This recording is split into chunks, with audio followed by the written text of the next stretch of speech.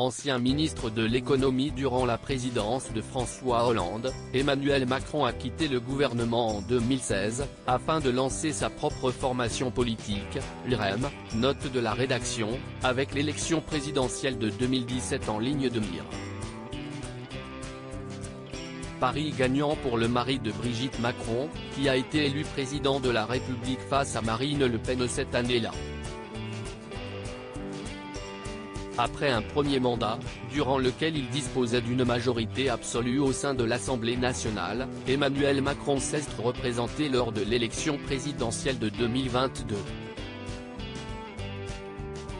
Encore une fois, il a battu Marine Le Pen au second tour, s'assurant ainsi de rester le pensionnaire de l'Élysée jusqu'en 2027. Depuis qu'il occupe les fonctions de chef de l'État au sein du palais présidentiel, Emmanuel Macron a accumulé de très nombreux bibelots dont il n'arrive pas à se séparer, et qui encombrent quelque peu l'Élysée. Si est en tout cas ce que la première dame a révélé à Sophie Davant dans le cadre d'une interview accordée à son magazine Agile il y a quelques mois.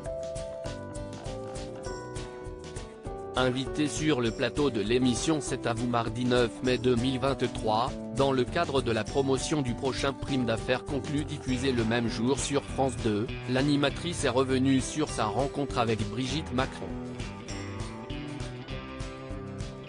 Sophie Davant sur Emmanuel Macron, il garde surtout tous les petits bibelots qu'on lui offre à longueur d'année. Il se pourrait bien que le prochain Prime d'affaires conclu se déroule à l'Élysée, puisqu'il me semble bien que vous avez fait des repérages à l'occasion d'une interview que vous a accordée Brigitte Macron.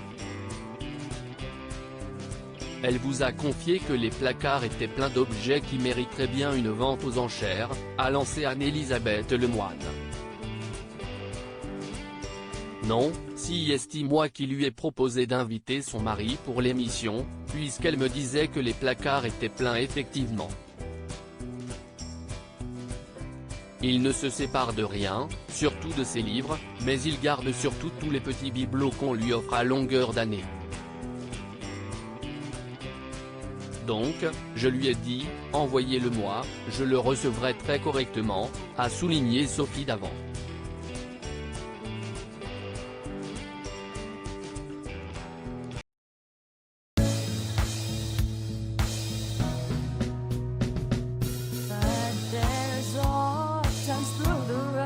I think you can let me know. Sit down, sit back, let me help you out. Just step